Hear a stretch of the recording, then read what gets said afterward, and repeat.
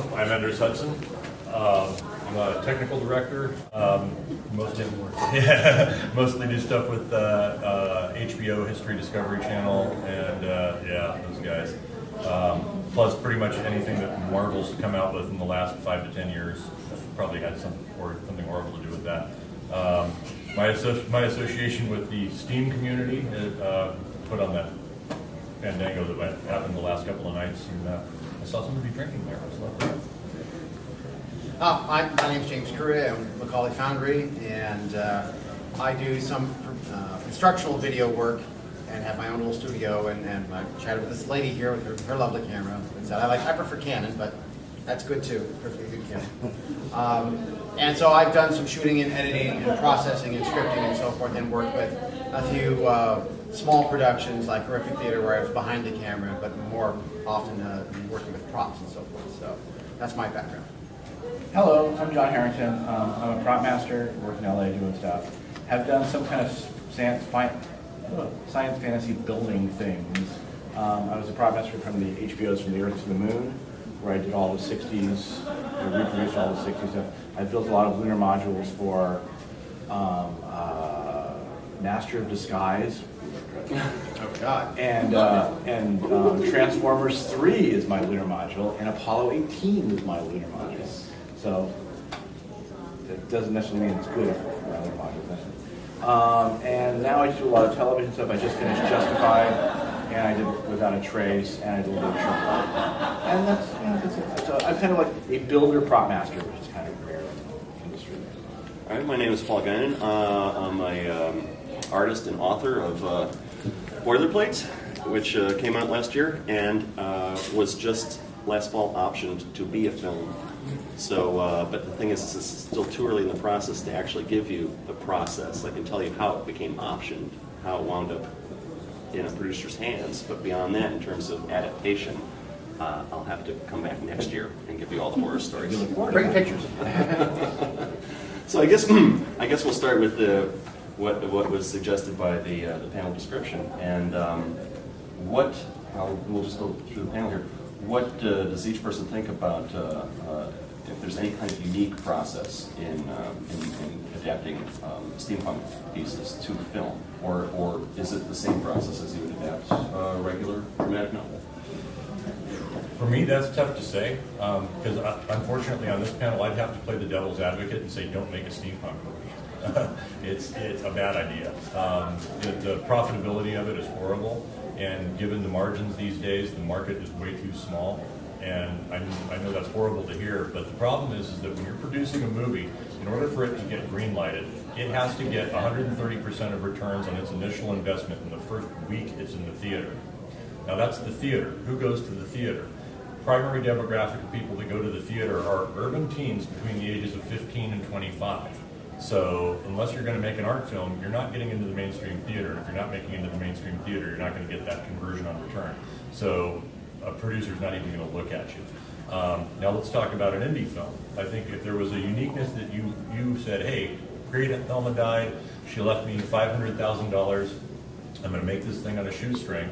The biggest thing I think would be your unique challenge is decide that if you're going to do it straight, like take a Wild Wild West, for example, or are you going to do something distressed and try to make it look, period accurate, flickery, what have you? And what would be the difference between doing a silent-esque movie and doing something that was a little bit more contemporary? For myself, if I would think about this, well, all the money you say is accurate, I would say go for it. Making a movie in a new genre can be an enlightening and invigorating experience for you as a filmmaker, because there aren't a lot of rules yet. You could be the person that sets a standard somehow, and a nice indie film can be wonderful. It may not, or whatever you make may not be profitable, but it's a wonderful visceral feeling to it to go in. I would guess if someone said, "Gee, I'm making a steampunk movie, I need a bunch of props," I'd be right there going, oh my gosh, what can I come up with? What can I make? And do I have to watch out for fire too much? Things burst in fire around me a lot.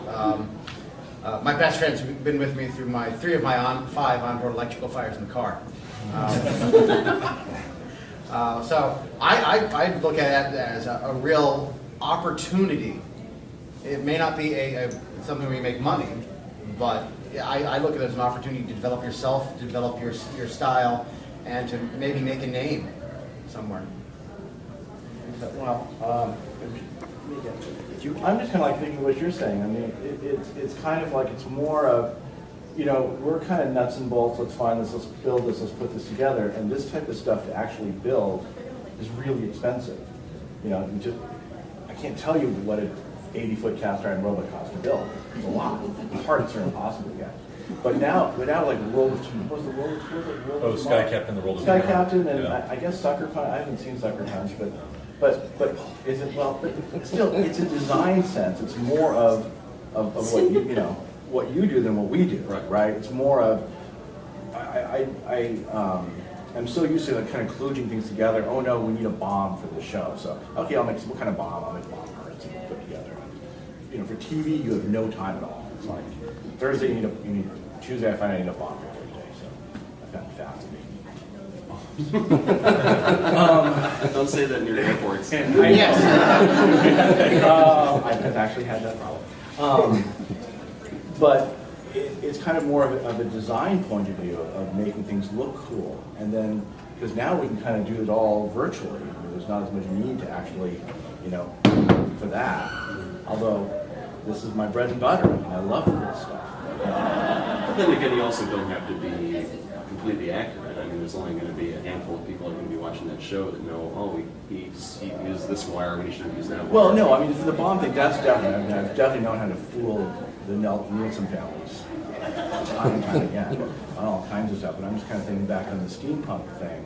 It's like if you want to do your cast iron giant robot, you know, to physically do it is extremely difficult, which is what we had to do, you know, with Robbie and E9, but that's no longer necessary. Right. Now we can just do green You know, screen. so there's so much more freedom to do less. I mean, to do more.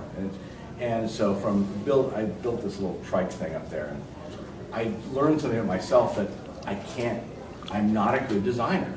And so I started plugging things together, and I kept having to put things to work because I couldn't draw it and then build it, which is what I should have done. So I called up some designer friends and said, look, I'm stuck. And they gave me some idea. Oh, great.